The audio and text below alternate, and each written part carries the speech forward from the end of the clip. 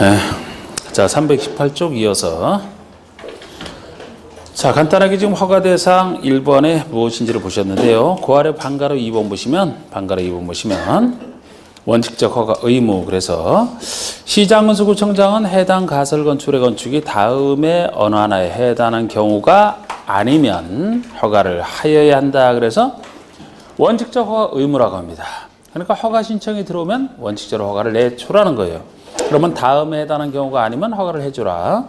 박스는 허가받을 수 없는 사유가 되겠죠. 여기에 해당하지 않으면 허가를 내줘야 된다니까. 그런데 허가를 받을 수 없는 사유를 보시면 1번이 아까 얘기했던 그거거든요. 국회법 64조 규정에 위배되면 허가 안 나온다는 겁니다. 위배되면. 이게 아까 그 도심기 시설 부지에서 제가 말씀드린 그 규정인데 여기에 적합해 허가 나오지 위배되면 허가 안 나온다. 2번 4층 이상이면 허가 안 나옵니다. 4층 이상이면 허가 안 나온다는 얘기는 허가 받을 수 있는 기준으로 보면 몇 층까지 허가를 받을 수 있다는 거예요? 3층까지. 가설 건축물을 너무 화려하게 어떻게 4층, 5층, 6층 못 짓는다는 거예요. 3층까지. 3층 이하. 3층 이하로 허가받을 수 있다. 그리고 3번이 대통령령으로 정하는 다음 기준 범위에서 조례로 정하는 바에 따르지 아니할 때 허가 안 나온다는 얘기예요. 그러면은 동그라미 1, 2, 3, 4번이 허가 받을 수 있는 기준이 되는 거야, 다시. 참 어렵게 적어놨어, 어렵게 규정해놔서 왜 쓸데없이 이렇게 해놨는지 몰라, 그죠? 응? 이게 허가 받을 수 없는 기준이면서 다시 3번의 동그라미 1, 2, 3, 4번은 허가 받을 수 있는 기준이 된다고. 여기에 따르지 않으면 허가 안 나온다, 또 이런 얘기가 되니까. 그 중에서 한번 이제 2번 보세요. 전치기간은 3년 이내일 것. 그러니까 허가 대상은 3년 이내에서, 층수는 3층 이하에서 허가받는 기준에서 보시면 3년 이내 3층 이하입니다. 그럼 신고 대상을 보실까요? 양가로 2번에, 방가로 1번. 허가 대상 가설 건축물 외에 재복구, 흥행, 전람회 등 여기서 하는 용도의 가설 건축을 축조하고자 하는 자, 그 아랫줄 시장수구청장에게 신고한 후 착공하라. 대부분을 신고 대상으로 정하고 있는데 이때도 방가로 이번에 신고해야 되는 가설 건축의 전치기간은 3년 내로 한다. 역시 3년 내입니다. 그러니까 가설 건축물이면 허가 대상이든 신고 대상이든 다 3년은 똑같아요. 3년을 넘기지 못하는 건 똑같습니다. 3년 이내.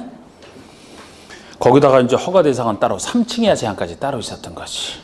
그리고 이제 대부분이 방가로 이번에 신고 대상으로 쭉 나와 있는데 이걸 제가 볼 건 아니고 대부분의 가설 건축이 여기 들어갑니다. 견본주택 포함해서. 됐고요. 됐고 넘겨보세요 또. 자, 그러면 이제 강론 파트 들어갑니다. 323쪽에 강론 파트. 3장부터 나오는 얘기, 대지 밑으로부터 쭉 나오는 거. 좀 더 기술적인 부분이 많아요. 그래서 이 중에서도 이제 좀 더 아주 이런 부분에서 기술적인 부분 어렵긴 하면 거의 못 맞추고 맞출 수 있는 거 맞춘다 생각하시면 됩니다. 자, 먼저 도로 개념이 나오고 있어요. 도로 개념이. 자, 우리 도로 개념이 왜 나오냐면은 건축법에서 유명한 얘기, 대지는 도로에 접해야 된다라는 얘기. 이 대지가 있다라면 이 도로에 접해야 여기 사는 사람들이 이 접하는 부분을 통해서 드나들 수가 있기 때문에 이게 대지도로 관계거든요. 접하는 관계. 이것 때문에 이제 도로 개념이 별도로 필요한 거예요. 건축법에서 이제 이런 규정으로 도로 개념이 뭐냐 하는 게 나오는데요. 원칙과 예외 둘 다 원칙부터 보시면 도로란 보행과 자동차 통행이 가능한 사람 외에 자동차 둘 다 다녀야 되는 게 원칙이에요. 보행과 자동차 통행이 가능한 너비 4m 이상의 원칙적 도로 너비는 4m입니다. 다른 예외 있을 수 있지만 도로 너비가 되기 위해서는 원칙이 4m 이상은 되어야 된다. 4m 이상. 자, 여러분 도로 너비는 왜 4m가 될 것 같아요?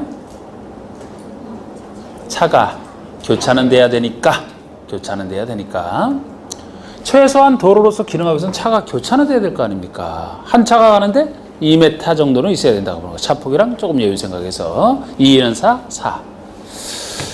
이렇게 4m 이상의 도로로서 다음에 어느 하나 해당하는 도로나 예정도로를 말한다. 그래서 예정도로까지 포함하는 개념이에요.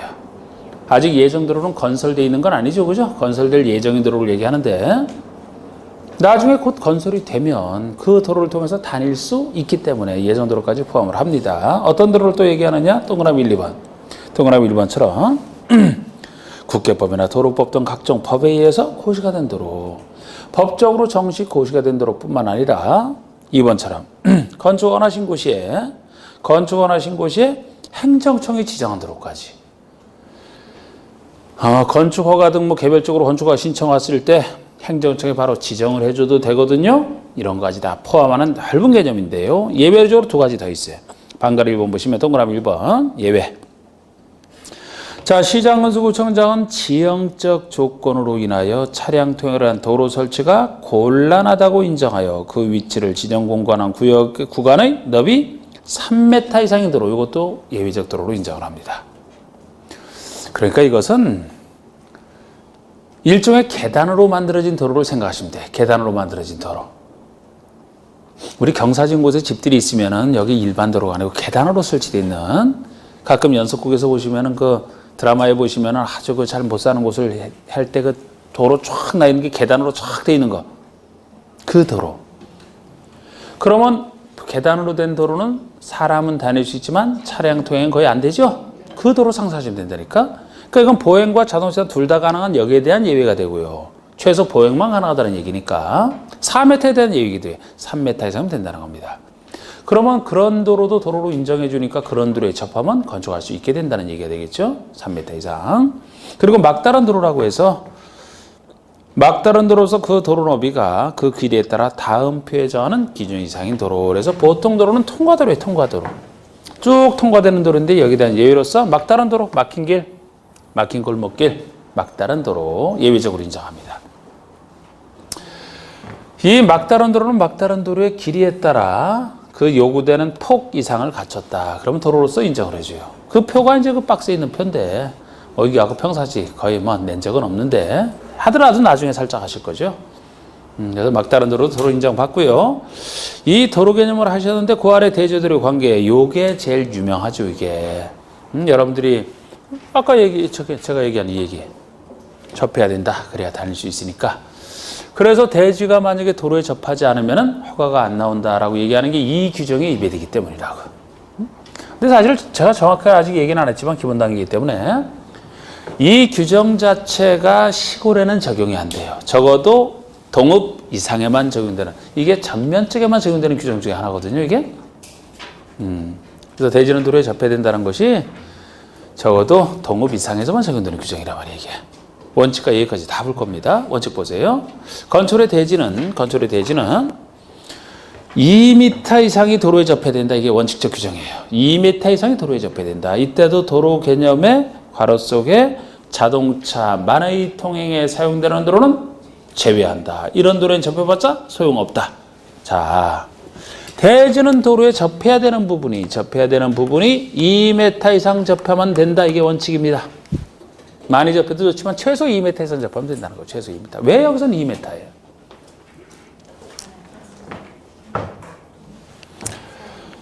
여기서 건축물을 짓게 되면 건축을 이용할 사람이 있고, 사람은 다니는데도 이 정도 안 돼도 되지만 최소 차도 같이 다녀야 되잖아. 차가 접하는 부분으로서 들어와서 주차했다가 나가야 되지 않습니까? 이웃집 차랑 교차할 필요는 없잖아요. 여기서는 자기 집에 들어왔다 나가기만 하면 되거든요. 그러니까 2m 접하면 된다는 거지. 아까 도로 너비는 교차는 돼야 되니까 4가 되는 거 원칙이. 그런데 많이 접해도요, 어떤 도로에 접해야 된다는 거, 도로에. 예를 들어 여기 지금 이 대지가 많이 접하고 있는데 이게 자동차만 다닐 수 있는 도로라면, 고속도로가 됐든 자동차 전용 도로가 됐든 사람은 못 다니는 이런 도로에 접하면은 아무리 훌륭하게 접하고 있어도 여기 있는 사람들이 이 도로를 통해서 다닐 수 있나요? 다니려면 그래도 다닐 수 있지 않습니까? 그럼 보통 사람이 아니에요. 그죠? 자동차 전용 도로인데 여기를 통해서 어떻게 다니려고. 딱 여기 나간 다음에 그냥 불이 나게 뜁니까? 번개처럼? 죽어. 아무리 빨라도. 차도 못 다녀, 차도. IC를 통해서 들어가지 어떻게 일로 다닙니까? 그러니까 우리 도로 개념, 우리 대지와 도로 관계에서 도로 개념에서는 보행과 자동차 둘 다 가능해야 돼. 아까 계단식 도로처럼 보행만 가능한 거 가능해. 근데 보행마저도 안 되는 도로라면은 자동차 전용 도로는 보행이 안 된다는 도로죠? 도로로 인정을 못 받아요. 아무리 접혀서 소용없다. 최소 사람은 다녀야 되니까. 보통 도로에 2m선 접하라는 겁니다. 그런데 여기에 대한 예로서 이렇게 안 접해도 되는 거 더 접해야 되는 두 가지 예가 존재해요. 넘겨보세요. 예외로서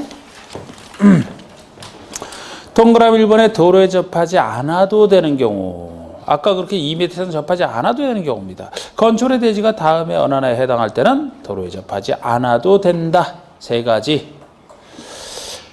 해당 건축물의 출입에 지장이 없다고 인정이 되면, 아니 지금 출입하라고 접하라고 있는 취지잖아요. 그런데 2m선 접하지 않아도 출입에 지장이 없다라고 인정이 되면, 뭐 1m 50cm 접하고 있는데 상관없다 만약 이렇게 인정이 되면, 행정청이 인정해 주니까 상관없다는 거예요. 출입에 지장이 없으니까. 두 번째, 해당 건축물 주변에 광장, 공원, 유원지 등 법령에 따라 건축이 금지되고 공중에 통행에 지장이 없는 공지로서 허가권자가 인정한 것이 있다.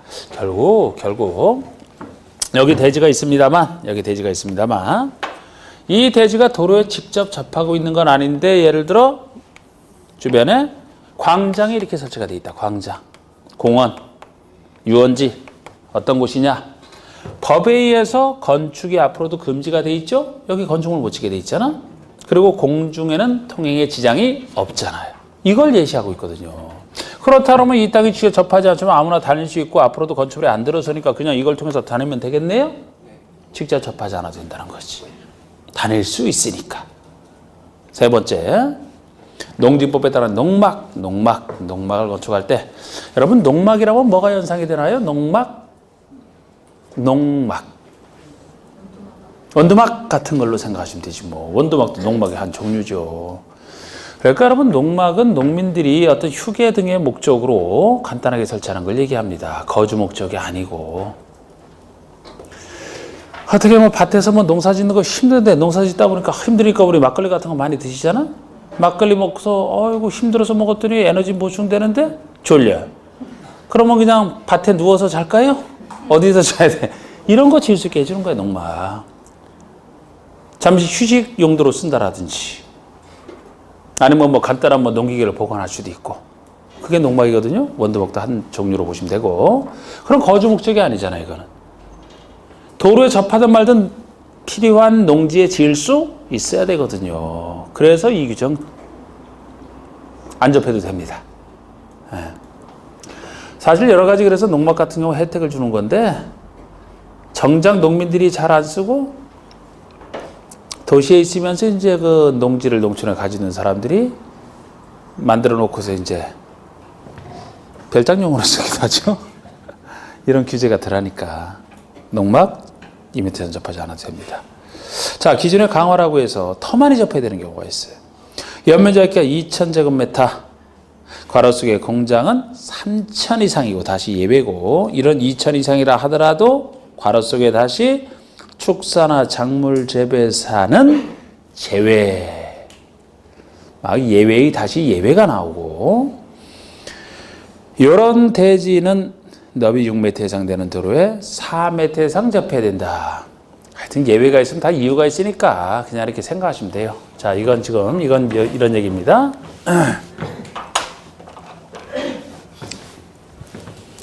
제가 보통 건축물이 2m 이상 접하면 충분하다고 했는데, 이 건축물이 여기 이번에 들어서는 것처럼 넓어. 연면적이 2,000 이상. 공장은 3,000 이상이지만, 공장은 따로 3,000 이상이지만, 보통 2,000 이상. 뭐 크다는 기준을 뭐 정하기 나름이에요. 크다는 기준은 1,000, 3,000, 5,000 막점. 근데 여기는 2,000이에요. 2,000. 참 2,000 이상을 큰 걸로 여기서 보는 게 특이한데 공부하기는 좋아요. 자, 우리 2,000 이상이 연면적이라면 여기에 한 집이 주로 살겠어요? 여러 집이 살겠어요? 그러면 이렇게 접해서는 부족하지 않습니까? 차가 여러 대가 있다?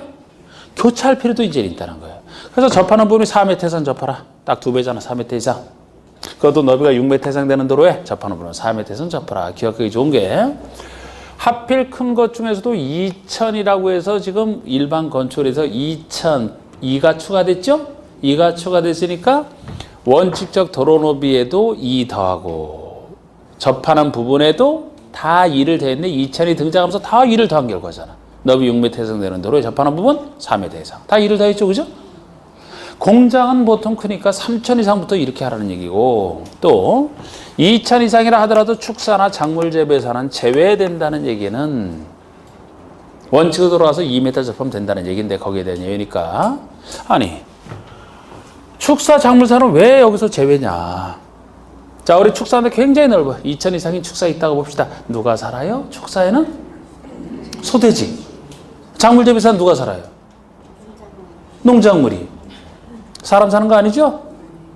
제가 지금 사람이 사는 걸 당연히 전제로 해서 부족하니까 이렇게 많이 접하라고 한 거지. 아무리 넓어도 동식물이 사는 곳이라면, 동식물이, 우리 일주일 동안 여기 갇혀갖고서 사육되느라고 고생했으니까 주말 되니까 이제 바람 좀 쐬고 오자. 차 끌고, 나갔다 와요? 여기를 관리하는 사람만 드나들 거 아닙니까? 그러니까 넓어도 이렇게 접할 필요가 없지. 원칙으로 돌아가서 2m 접하면 되게 여기서 제외되는 이유입니다. 그게 사람 사는 걸 전제로 하지 사람 사는 게 아니잖아, 이거는. 많이 접할 필요 없지. 그래서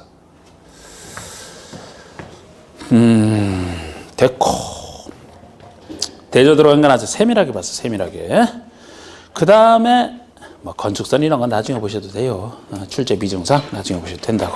자, 넘겨보시죠. 327쪽에 327쪽에 자, 이제 대지에 대한 규정이 나오는데, 그 중에 1번 저지대. 대지는 인접한 도로면보다 낮아서는 안 된다. 이 규정도 여러분들이 많이 들어보셨을 거예요. 그래서 여러분, 대지가 있는데 이 대지가 접한 도로가 있겠죠. 이 대지가 도로보다 높아야 주로 건축할 수 있다. 그런 얘기 들어보셨죠? 안 들어봤어요? 그럼 안 들어보셨구나.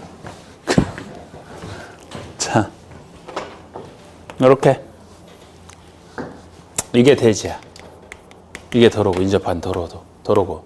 그럼 이 대지가 인접하는 도로보다 낮다라면은 배수에 문제가 생겨서 안전에 문제가 생길 수 있다고. 여기 비 떨어온 게 다 비 떨어지면 여기에 고일 거 아닙니까? 낮은 대지에. 그래서 대지는 도로보다 낮아서는 안 된다, 이렇게 하는 거예요. 그래서 보통 낮은 땅을 사게 되면은 건축하기 위해서 성토를 해서 높이지 않습니까? 이게 성토하는 이유거든요. 이 규정에 위배되면 허가 안 나오니까. 모든 규정에 맞아야 허가 나오거든. 그래서 성토하는 이유죠, 이게. 자, 하여튼 낮아서는 안 된다. 이게 배수 문제 때문에. 그러니까 낮아도 되는 예외는 존재해요. 다만 건축물의 배수에 지장이 없거나 대지의 배수에 지장이 없거나 건축의 용도상 방습의 필요가 없다. 용도상 방습의 필요가 없다. 그럴 때는 인접한 도로보다 낮아도 된다, 이렇게 얘기를 하는 겁니다. 됐고요. 또 넘겨보세요. 넘겨보시면은 3번의 대지안의 조경. 자, 우리 대지 파트는 이제 조경과 공개공지 이 부분을 좀 더 신경 써야 되는데, 대지안의 조경이다 그러면 조경 의무부터. 면적이 200제곱미터 이상인 대지에 건축하는 건축주예요.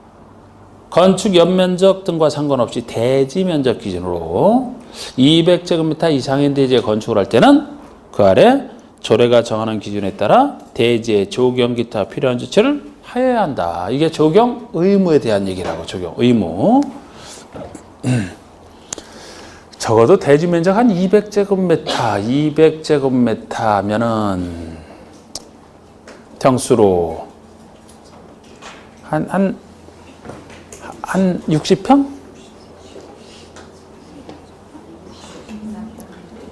330이 딱 100평이니까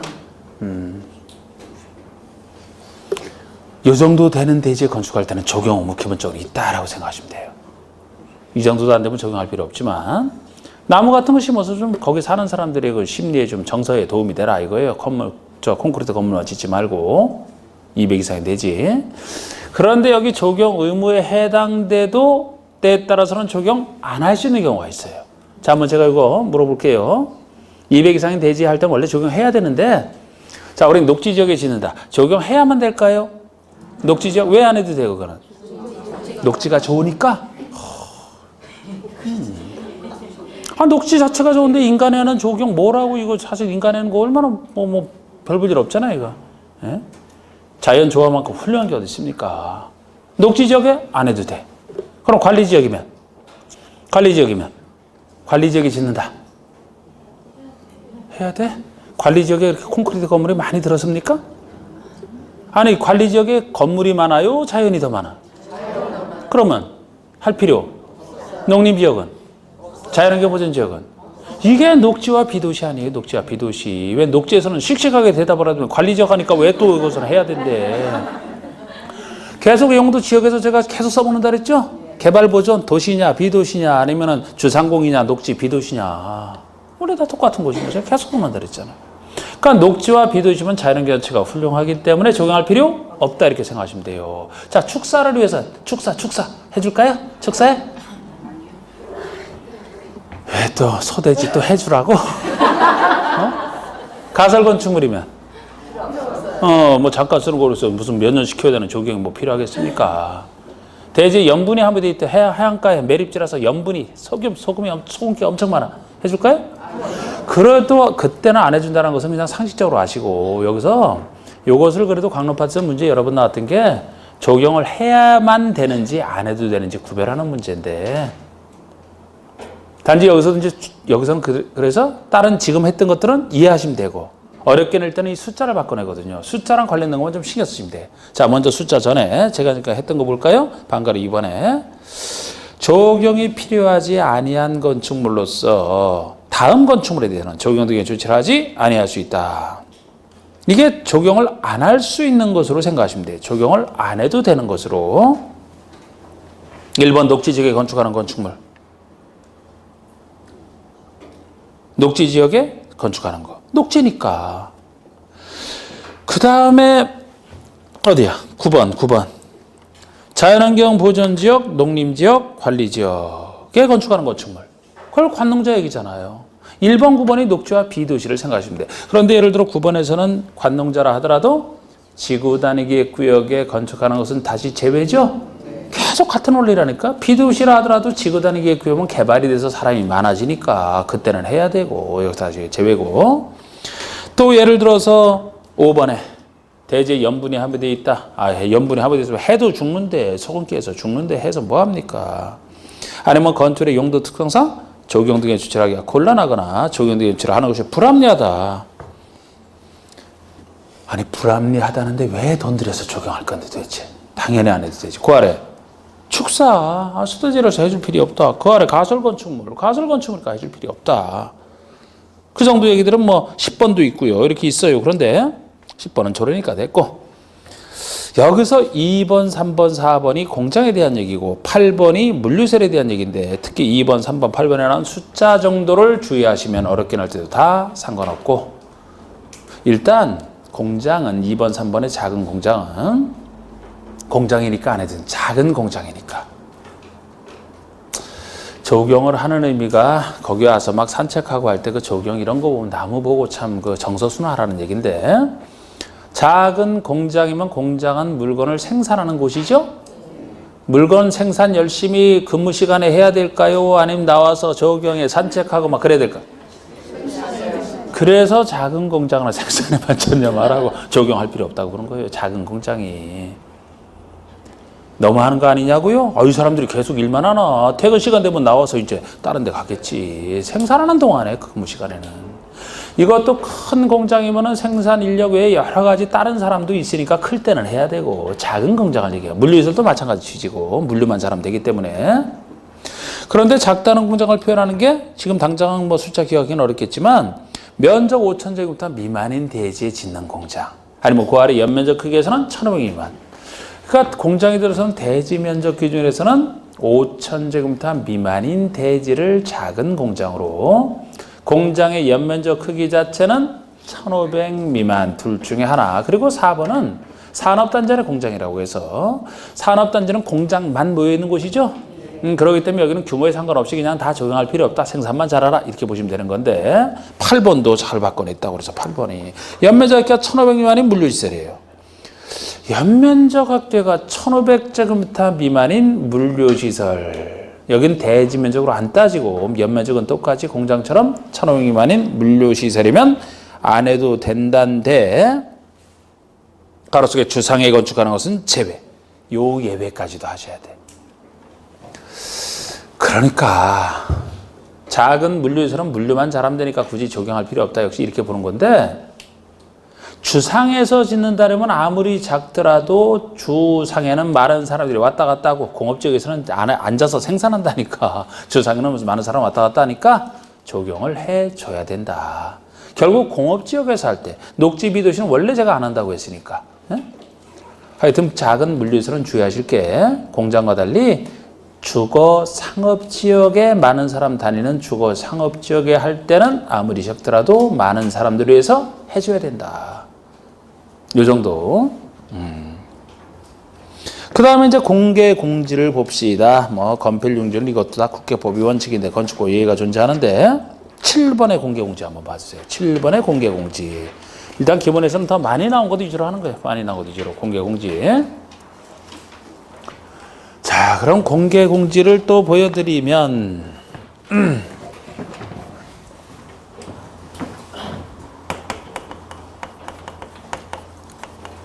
자, 여러분 공지 앞에 공개가 붙어 있는데 우리 공지라는 게 빌공자, 땅지자. 건물 다 안 짓고 비워놓은 땅을 공지라고 합니다. 그래서 일반적 공지 규정도 따로 있어요. 이 대지가 있을 때 건필융지사를 이렇게 져야 되지.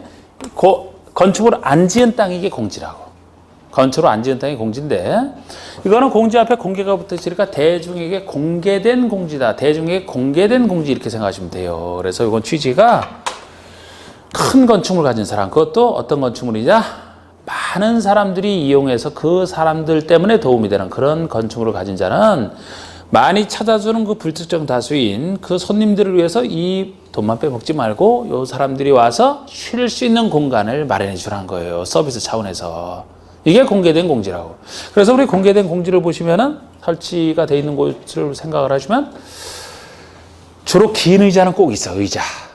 이런 각자 앉는 의자는 없어요. 연결된 긴 의자가 있거든. 긴 의자 갖다 놓고 파고라지를 갖춰놓고 조각하기도 하고 대부분 조경은 하지, 조경은.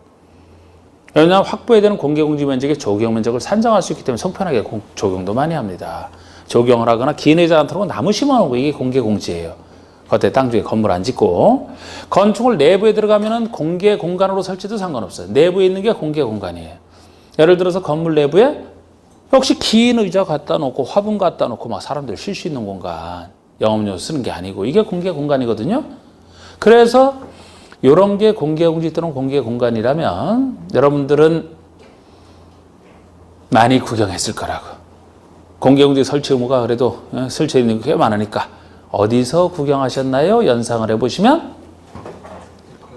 백화점에 가면 있다니까 분명히. 또 에? 광장에? 철선 상업지구에? 상업지구? 예. 광장 있는데 있다? 안양천에도 있어요? 긴 의자가? 그건 그냥 하청 복지 차원에서 그냥 운동하다가 쉴 사람 쉬라고 한 거, 그건 공개공지 아니에요. 예. 주차장에 없는데, 이거 참, 아니. 여러분들이 쇼핑을 안 하시고 막 그래서 거의 잘 못 보시는구나. 막 건전하게 가서 운동하고 막 이렇게 하니까. 안양천에 가서 운동하고 해서. 그참. 백화점일 때도 하고. 대형 쇼핑센터 다 있어요. 게다가 5,000제곱미터 이상 큰 걸 얘기하거든. 연면적 5,000 이상. 뭐 이마트 홈플러스 다 있다고 그런 거. 5,000 이상 큰 걸 전제로 해서. 동네에 있는 건 말고. 응? 영화관에 가도 뭐예요? 영화관에 가도. 영화관에 매표소 앞에 보면 긴 의자 갖다 놓고 앉아 쉴 수 있는 거 있죠? 그게 공개 공간이야. 영화관에도 큰 영화관에 보여. 큰 영화관에 5,000 이상. 또 어디서 볼 수 있냐면은 터미널에도 있어. 터미널에 가서 많이 보여요. 터미널. 여기 광명 터미널 있나요? 네, 여기 있어요. 있으면 가봐요. 거기 분명히 있어요. 터미널에도 가서 보이고. 종교시설 큰 교회 같은 데 가도 보이고. 숙박시설 이런 데도 아니면 뭐 그 정도 그냥. 근데 그런 것들을 그냥 제가 느낌 잡게 해드리려 했지 아직까지 무슨 건축물을 이걸 구체적으로 묻는 건 잘 안 물어요. 근데 뭐를 구체적으로 묻느냐? 이거 설치 의무와 관련해서 아무데나 설치하는 게 아니거든요. 아까 취지가 그렇기 때문에 그런 5천 이상인 지금 연상했던 그런 건축물을 어느 지역에 지을 때 짓냐 이건 정확히 하셔야 된다고 이걸 정확히 하셔야 되는데 아까 5천 이상의 많은 사람이 이용하는 큰 건축이 들어갈 수 있는 지역을 생각하시면 되는데 이것도 하나는 어떻게 다 외우겠습니까? 취지를 갖고서 판단하셔야 돼. 자, 우리 공개공지가 그런 취지라면 공개공지는 사람 조금 뭐 5천 이상 큰 거니까 녹지 비두시는 그런 거 아예 잘 못 들어가고 주로 주상공에서 문제가 될 텐데 주거, 상업, 공업, 생활 중에서 어느 생활과 관련해서 공개공지는 필요할 것 같아요? 상업생활과 관련해서 일단 필요하지. 많은 사람 막 움직여서 돌아다니는 상업지역, 상업생활과 관련해서 필요하고 또 어느 생활과 관련돼 있을까요? 주거생활과도 관련이 있어요. 주거생활과도. 주거지역에서 뭐 전업주부님들이라 하더라도 뭐 거기서 뭐 집에서만 있냐고 스트레스 받는데 와서 영화도 봐야 되고 쇼핑도 해야 되고 주로 그 소비계층으로서 활동을 해야 되잖아. 그래서 주상생활. 공업생활과는 관련이 없어요. 공업생활은 관련이 없어요. 아까도 얘기했듯이 공업지역에서는 생산에 전념해야 된다니까? 공개공지를 설치해놓고 와서 자꾸 와서 떠들으라고 모여가지고 에? 거기서 그러면 퇴근 시간 되면은 길 근무 시간 끝나면 또 공개공지 활용할 거 아닙니까? 아, 누가 퇴근하고 거기 계속 있어요? 퇴근하면 얼른 벗어나서 상업지역이나 주거지역으로 오지. 그러니까 주상권 생활 중에서 어느 생활과 관련이 있다고요? 주상생활과만 관련돼 있는 것이 공개공지 취지다라고 생각하시고 보셔야 돼요. 자, 이제 들어갑니다. 공개공지를 보시면 자, 그러니까 공개공지 설치 의무 이렇게 돼 있는데 아래의 방가로 1번에 해당하는 지역의 방가로 1번에 해당하는 지역의 환경을 쾌적하게 조성하기 위하여 아래 2에 해당하는 건축물 방가로 2에 해당하는 건축물이 아까 제가 5천 이상의 큰 건축물을 상상하시라고 했던 거예요. 그 건축물은 일반이 사용할 수 있도록 영의정한 기준에 따라 소규모 휴식시설 등의 공개 공지나 공개 공간을 설치해야 된다. 그러니까 방가로 2번에 해당하는 건축물을 방가로 1번에 해당하는 지역에 지을 텐데 어느 지역에 짓는지를 좀 더 자세히 보시고 방가로 2번의 대상 건축물은 아직 세밀하게 낸 적은 없어요. 방가로 1번 보시면 주거지역 중에서는 일반주거, 준주거가 나와 있네. 일반주거, 준주거. 자, 우리 주거지역 중에는 전일준 세 가지죠. 전용주거가 빠져있죠? 전용주거에서 지을 때는 적용 안 받습니다. 일반주거, 준주거만. 아니, 주거생활에 관련되는데 왜 전용주거는 빠지느냐? 전용주거기 때문에.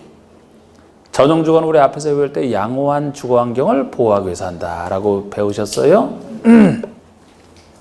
양호한 주거환경이기 때문에 간단한 이종근생 중에서 웬만한 거 못 들어가는 게 전용주거예요. 예를 들어 전용주거면 양호한 주거이기 때문에 노래방이나 식당도 못 들어가요. 거기는. 그런데 5천 이상의 큰 시설이 들어갈 수 있냐고. 주거환경 망가지기 때문에 안 돼. 그래서 주로 일반주거, 준주거가 대상이고 전주거 안 된다는 거. 그리고 상업지역은 당연히 다 들어가요. 공업에서는 준공업만 들어간다는 걸 아셔야 돼.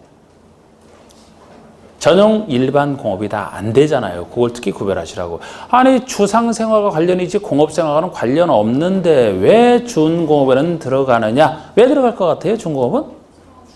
그래서 공업지역이지만 주거상업과 관련돼 있는 게 준공업이잖아요. 우리가 이 개념 배울 때 주거상업 업무기능의 보완이 필요하다. 공업이지만 주상에 관련돼 있기 때문에 이것만 들어가는. 그래서 다른 공업은 안 되는 거예요. 그래서 이걸 좀 정확하게 보시라고요. 왜 그런지. 예를 들어 주거에서 일반 주거는 설치 대상에 들어가지만 일반 공업은 아니거든요. 공업에서는 준공업만 들어가니까. 그 이유 때문에 그렇습니다. 주상과 관련돼 있다 해서 정확히 보세요. 4번에 그 밖에 뭐 시장구청장이 도시화 가능성이나 노후 산업단지의 정비가 필요하다고 인정한 지정공간의 지역이라고 해서 이건 이제 행정청이 따로 지정하는 땅을 얘기하고 주로 1, 2, 3, 4번을 그 느낌으로 봐주시면 돼요. 그러면 설치 대상 건축물을 보시면 이게 동그라미 1번처럼 연면적 5,000제곱미터 이상 넓은 걸 전제로 해서인데 문화 및 집회시설 이게 아까 대형 영화관이 이런 데 들어가고요. 종교시설 큰 교회도 들어갑니다. 판매시설 아까 백화점 같은 판매시설 뭐 농산물 유통시설은 제외한다 이 말이 들어가 있지만 운수시설, 여객용시설, 터미널, 업무시설, 숙박시설로서 5천 이상 이건 좀 대충 보시고 자 그럼 이렇게 공개공지를 확보해야 된다 그러면 확보할 때 얼마나 확보해야 되느냐 양가로 2번에 방가로 1번 공개공지나 공개공간의 면적은 대지 면적의 10% 범위 안에서 조례로 정한다. 조례로 정하는 부분만큼 확보를 해야 됩니다. 조례로 정하는 부분만큼 확보를 해야 되는데 아무리 확보를 하더라도 최대치가 대지 면적의 10%를 넘지 않는 범위 내에서 넘을 수 없어요. 그런데 여러분 여기서 대지 면적을 만약 10%를 넘어서 20%, 30% 정할 수 있다? 그 비싼 땅을 그만큼 이용 못한다는 얘기가 되는데 이민 갈래하고 이민 갈 수도 있어요. 네? 10%가 최대, 10%를 넘기지 못해요. 10% 범위 내에서 조례를 정한다. 그 정도 일단 공개공지는 이 정도 핵심만 자 보여드렸고 또 넘겨보세요. 그럼 높이 제한이 나오네. 높이 제한 333쪽에 자 우리 건축법에서는 높이 제한이 두 가지가 나옵니다. 1번과 2번 두 가지인데 1번은 그냥 건축의 높이 제한 보통 부르면 바로 1번이에요. 이거를 뭐 가로 속에 구별하시라고 가로 높이 제한하고 따로 참고로 적어놨지만 법조문의 그냥 이름은 건축의 높이 제한입니다. 어디나 적용되는 보통의 높이 제한이기 때문이에요. 그럼 2번은 1조권 확보를 한 높이 제한이라고 해서 이거는 남의 1조권을 침해하지 않기 위해서 하는 것을 이게 특수한 높이 제한이고 자 먼저 1번의 보통 높이 제한을 보시면 반가로 1번에 허가권자가 통제합니다. 허가권자는 가로구역을 단위로 하여 가로구역별로 가로구역이 뭐를 얘기하냐면은 가로구역, 도로로 둘러싼 일단의 지역을 말하는데 이 가로구역을 단위로 하여 건축의 높이를 지정, 공고할 수 있다. 자 여기 보시면 가로구역을 높이 제한은 자 제가 도로를 그리면 자 도로를 하나 더 그릴까요? 이렇게 도로를 그렸다 그러면 가로구역 4개를 제가 그린 거예요. 지금 가로구역 4개를 가로구역에서 가로가 가짜가 거리 가짜에 로가 길로 짜잖아요. 거리의 길이 가로예요. 거리의 길이 가로. 거리는 나무를 뭐라 그래요? 가로수. 거리 있는 등불이면 가로등 그 가로라고. 그 가로. 그럼 가로로 둘러싼 일단의 지역이 가로구역이라고. 도로로 둘러싼 일단의 지역. 가로구역 4개를 그렸단 말이에요. 우리 이 건물이 속하는 가로구역을 한번 상상을 해보시면 저 뒤에 바로 도로 있죠? 그 옆으로 이렇게 도로 있죠? 그 다음에 또 이렇게 있겠죠? 요 주차장으로 들어오는 거 말고 이렇게 돌고 그 옆에 또 있죠? 면적 얼마 되겠습니까? 얼마 안 되겠죠? 아유 둘러싸고 있는 거잖아. 그럼 광명시에 가로구역이 몇 개나 있을 것 같아요? 셀 생각하지 마라. 엄청 많으니까. 도로조사한 게 하나에 다 가로구역이에요. 엄청 많아. 네? 그런데 이거를 광명시장이 예를 들어 허가권자니까 광명시장이 필요하면 이 가로구역에서는 높이 얼마, 여기는 얼마 이렇게 통제할 수 있다고 해야 된다도 아니에요. 이거는 가로구역은 어디나 있기 때문에 이거는 보통의 높이 제한이라고 하는 것이고 이걸 해야 된다는 게 해야 된다라면 이 가로구역별로 높이 통제하다가 시간 다 가. 임기. 예? 너무 많다니까. 필요하면 할 수 있다. 이게 보통의 높이 제한입니다. 높이를 지정할 수 있다 이렇게 돼 있잖아. 허가권자가. 그런데 특수한 높이 제한이 2번 1조 등의 확고한 높이 제한이라고 해서 이게 오히려 그래서 높이 제한 중에서는 이게 더 의미가 있는 거죠. 이건 아무데나 적용하는 게 아니에요. 자, 1조 등의 확고한 높이 제한을 보시면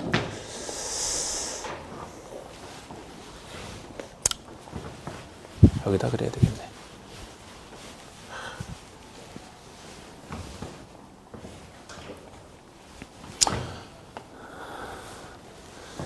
태양을 받기 위해서는 여러분 어느 쪽으로 집을 져야 돼요? 어떤 방향으로? 남향이지. 동향이 아니죠. 그래서 남쪽과 북쪽만 제가 적어놨어요. 남쪽과 북쪽만. 태양은 남쪽에 떠서 이렇게 비추는 원리이기 때문에 태양은 동쪽에서 떠서 사로집니다만 우리는 북반구이기 때문에 태양은 남쪽에 있어서 하루 종일 햇빛을 보려면 이렇게 비추는 구조니까 남향으로 져야 된단 말이에요. 동향으로 지으면 오전에만, 서향으로 지으면 북향으로 지으면 나는 이제 어둠 속에 살리라 이렇게 되는 거지 뭐. 이렇게 비추는 원리란 말이에요.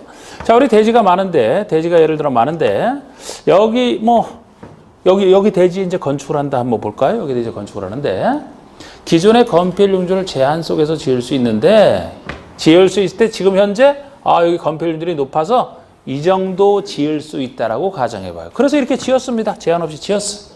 짓게 되면은 이 대지 기준에서 이쪽이 정북 방향의 대지가 되고요. 이쪽은 정남 방향의 대지가 된단 말이에요. 이쪽이. 그죠? 그러면은 여기에 이렇게 마음껏 짓게 되면 통제 없이 짓게 되면은 어느 쪽에 일조권을 침해합니까? 그렇죠. 여기 일조권을 침해하죠? 햇빛이 여기 걸려서 안 들어오잖아. 여기 햇빛 안 들어오잖아요. 나중에 여기 건축물 짓더라도 햇빛 못 받겠네? 이런 거를 막아야 되겠다는 거예요. 그래서 마음껏 욕심대로 짓지 말고 원칙을 해서 이쪽에서부터 띄우는 거야. 예외적으로 여기서부터 가능한 경우도 예외적으로 존재하죠. 원칙은 됩니다. 그래서 정북 방향과의 대지와의 경계선이 여기라면은 여기서부터 띄우는 거리에 따라 높이가 만약에 좀 더 결정이 된다라면은 이렇게 짓는다라면 햇빛은 통과되잖아요. 이쪽으로. 이러라고. 그 대신 이렇게 짓게 되면은 원래 이렇게 지을 수 있었던 것을 이렇게만 짓게 되니까 이 부분을 못 짓게 되죠. 그죠? 이만큼 토지 이용 가치는 떨어지는 거예요. 그러면 일조권 적용을 받느냐 안 받느냐에 따라서 받는 것이면 안 받는 것보다 손실이 큰 거예요. 가격이 그만큼 더 떨어져야 돼요. 여기서 구체적으로 얼마를 띄우느냐가 중요할까요? 이 규정이 적용되는 범위가 중요할까요? 여기서 얼마나 떨어뜨리는지를 공인중개사에서 알아야 될까요? 이 규정이 적용되는지 안 되는지를 알아야 될까? 적용 범위를 알아야 되고 공인중개사 입장에서는 이게 가장 기본인데 오히려 어떤 분들은 자꾸 숫자만 신경이 쓰여갖고 이 적용 범위는 오히려 모르는 상태에서 이걸 왜 나오지도 않는 걸. 여기 9m까지는 최소 1.5m 이상 띄워라. 9m 넘는 높이는 그 높이의 반 이상 중에서 조례가서 하는 것에는 띄워라. 이런 거에 신경을 많이 쓴단 말이에요. 물론 내려면 낼 수도 있어요. 어렵게. 낸 적은 없어 지금까지. 근데 적용 범위는 주로 물었지. 그리고 이런 기술적인 부분은 공인중개사 알아서 뭐 하는데 손님한테 설명해도 뭔 말인지도 몰라요. 근데 이게 적용을 받는다면 그만큼 가격은 떨어져야 되니까 그 적용 범위가 중요한 거죠. 자, 적용 범위를 할게요. 그러면 아까 공개공지는 주상생활과 관련돼 있다라고 제가 말씀드렸는데 이 일조권 확보란 높이 제한은 어느 생활과 관련돼 있어요? 주거생활과만. 주거생활과만. 공업은 생산하니까 그거 빚 안 들어도 상관없는데 주상 중에서도 상업은 안 해요. 여기는 주거생활. 왜냐하면은 상업지역에서 직사광선이 아주 하루 종일 잘 들어온다. 망해요. 오히려 제품 변색되고 망가진다니까 직사광선 바로 쬐게 되면은. 그래서 상가 건물이 남향을 유지하고 있다는 건 별로 좋은 게 아니에요. 이거 올 때는 따로 그러려면 햇빛이 안 들어와야 되지. 차양 시설을 따로 설치해서 햇빛 막아버린다고. 과자에도 직사광선은 피해서 보관하지 이런 말 경고 문구 들어가 있죠? 과자에도 다른 건 말할 것도 없지. 그러니까 그래서 이거는 주거생활과 관련돼 있어요. 주거생활에서 햇빛을 잘 받아야 몸이 건강해지거든. 안 그러면 어둠의 자식들이 될 수도 있잖아요. 여러분 햇빛 좋아하죠? 네. 단지 피부 때문에 일부러 막을 날이죠? 탈까봐? 선크림 바르고 오셨어요 오늘? 올 때? 그래서 이렇게 바르더라니까 다 여자분들은. 제 와이프 제 딸 다 흐린 날에도 바르던데. 흐린 날에도? 그럼 흐린 날에 왜 발라? 자외선은 통과돼요? 흐린 날에도? 그런가? 그러면은 나무 밑에 있어도 자외선 받나요? 나무 그늘 밑에? 그래. 그래서 옛날에 해수욕장 같은 데 가면 그냥 오히려 흐린 날이고 막 비 올 것 같으면 아주 바람 이렇게 불고 좋아서 그냥 가서 신나게 가서 수영하고 그러면은 그 다음에 타는구나. 그게 안 탈 줄 알았는데. 뭐 자외선이 구름을 뚫고 들어오나?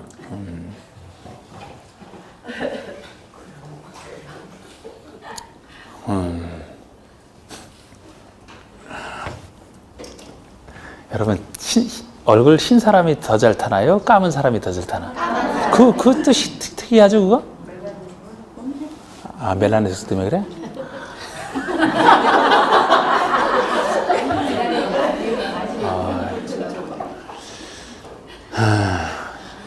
저는 하여튼 선크림 안 바르는데 제 와이프는 엄청 바르더라고. 피부도 그런데 발라도 저보다 하얗지가 않단 말이에요. 그 이유가 있었구나. 자, 주거 생활과 관련돼 있다 그랬어요. 자, F는 여기서 찍어서 올리는 걸 안 들으니까 상관없어. 몰라.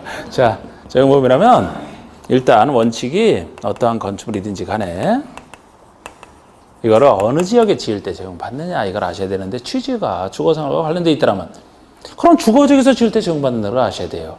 주거지역은 전일준이죠? 그러니까 전원주거에서 지을 때 일반 주거에서 지을 때도 적용을 받죠. 준주거도 있는데 주거지역인데 이건 아니야. 전원과 일반 주거지역에서 지을 때만 적용받습니다. 준주거는 주거지역인데 왜 안 받을 것 같아요? 그래서 오히려 안 받는 것 같아요. 준주거가. 상업업무기는 보완이 필요한 게 준주거이기 때문에 항상 지역은 계속 써먹는다 그랬잖아요. 제가 이것도. 만약에 주상에 관련되어 있는 아까랑 다르다니까요. 여기는 주거생활과 관련되어 있으니까 주거지역이지만 오히려 이게 상업업무기능 보완과 관련되어 있기 때문에 빠지는 거예요. 그래서 주거지역 중에서는 전용과 일반 지역에서 짓는다는 무조건 적용, 기본적으로 적용 받는다 이렇게 보시면 돼요. 그런데 예외적으로 건축물 중에서도 공동주택이라면 공동주택은 주택 중에서 상대적으로 큰 것이고 따라서 공동주택은 확대 적용한다 보시면 돼. 그래서 전용과 일반 주거도 일반 건축물에 속하니까 일단 적용받는 건 당연하고 준주거 등 다른 지역에 지을 때도 확대 적용한다라고 생각하시면 되는데 아무리 확대하더라도 제일 비싼 곳이 중심상업, 두 번째 비싼 곳이 일반상업. 중심과 일반 상업 지역을 제외한 지역에서 지을 때 이렇게 얘기를 합니다. 중심과 일반 상업을 제외한 지역에서 지을 때 이렇게 얘기를 해요. 중심과 일반을 제외한다. 자, 우리가 중심과 일반 상업은 랭킹 1, 2위로 비싼 곳인데 세분화돼서 보더라도 이 비싼 곳이면 토지 용도를 높여야 되거든요. 토지 용도를 높여야 되기 때문에 건폐율 용도를 항상 높은 데인데 여기 일조권 때문에 이거를 이렇게 제한한다? 이용 가치가 너무 떨어져서 안 돼요. 그래서 중심과 일반은 아무리 공동주택이다 하더라도 적용 안 합니다. 그 대신 이것만 아닌 곳이면 다 적용한다는 거, 공동주택. 그래서 일단 적용 범위를 보신다면 적용 범위를 많이 물었는데 기본적으로 많이 물었는데 이게 예외니까 예외인 공동주택에 해당되느냐 아니냐를 보시고 공동주택에 해당된다면 중심과 일반에서 짓는다 그 얘기만 나오면 그것만 적용 안 받고 나머지는 다 적용되고 공동주택이 아닌 건축물은 어디서만요? 전용과 일반주에서 지을 때만 적용받는다. 이 적용 부분을 정확히 보시고 보세요. 자, 그러면 2번의 일조등학구나 높이 제한을 보시면 1번이 전용주거, 일반주거지역 안에서 건축하는 건축물이 원칙으로 적용되는 원칙인데 이때도 원칙은 다시 정북반을 튼 높이 제한이 되잖아요.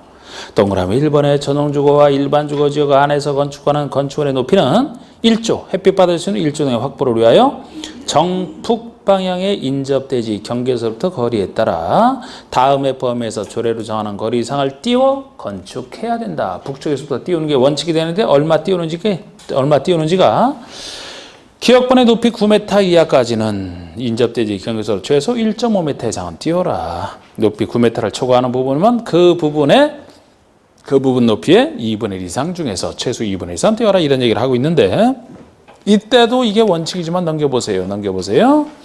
예외적으로 남쪽에서부터 띄울 수 있는 예외가 존재합니다. 자, 여기 한번 보시고 지금 이쪽에서부터 띄우는 게 원칙인데 남쪽의 대지 경계에서부터 띄워야 되는 예외도 존재해요. 사실 자연법칙상 생각하면 상상할 수가 없는 일이에요.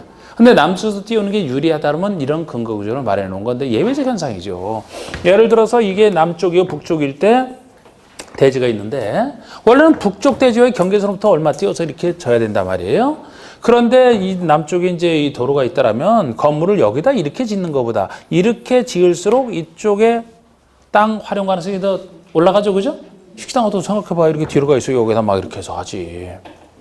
이게 남쪽부터 띄울 수 있는 경우인데 예외적 현상으로서 이때는 어느 때부터 남쪽에서 띄울 수 있는지 그 경우를 생각하시면 되는데 크게 두 가지. 첫 번째는 미개발지를 개발하는 곳, 새로 개발하는 곳. 예를 들어 우리 배웠던 도시개발을 하든 정비사업을 하든 택지개발을 하든 막 여러 가지 개발사업을 한다면 어차피 다 밀어버리고 새로 개발해서 토지를 공급하지 않습니까? 새로운 땅을.